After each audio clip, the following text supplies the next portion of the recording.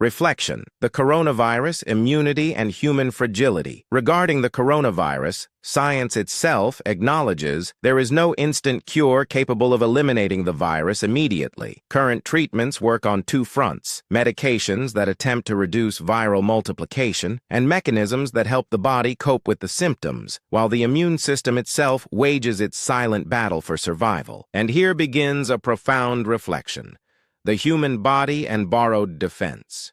Consider a person bitten by a snake. To stay alive, they depend on the anti-venom produced in the horse's body. In this case, it is a borrowed defense.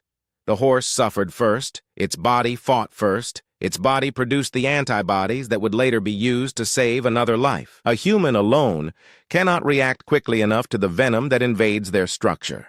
The same principle applies to vaccines. With vaccines, the scenario is similar. The virus moves fast, very fast. Meanwhile, the human organic system attempts to recognize the danger, understand the threat, and produce an appropriate response. But often, the speed of the attack surpasses the natural speed of the defense.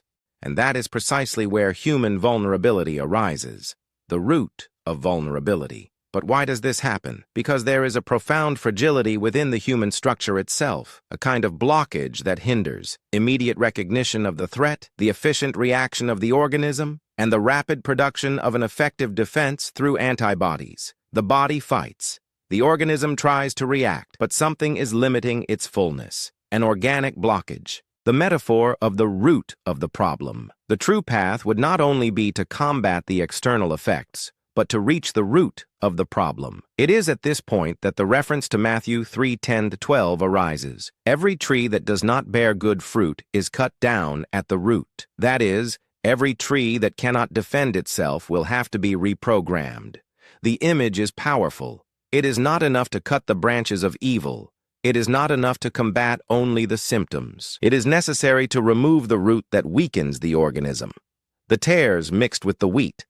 The symbolic interpretation presented understands this root as the binding of tares mixed with wheat, mentioned in Matthew 13:24-30. Scientifically, it is a condition that would have produced imbalance within the human structure itself, as described in Genesis 3:1-6. And while this root remains active, man remains vulnerable to viruses and bacteria, to diseases, to the wear and tear of time, and to death itself, the hope of restoration. But the reflection does not end in fragility. It points to the possibility of reprogramming. The idea presented in this book is that by removing the blockage that prevents the organism from acting fully, the body would begin to respond on its own, with more strength, balance, and effectiveness in the face of external threats. Poetic conclusion. The poison runs fast. The virus spreads quickly. Death knocks at the door of matter. But within man there is still a flame of defense waiting to be awakened at any moment. And perhaps humanity's greatest battle is not just against the virus that comes from outside, but against the silent fragility that dwells within. This book is meant to shatter cosmic concepts, but it's up to you to decide.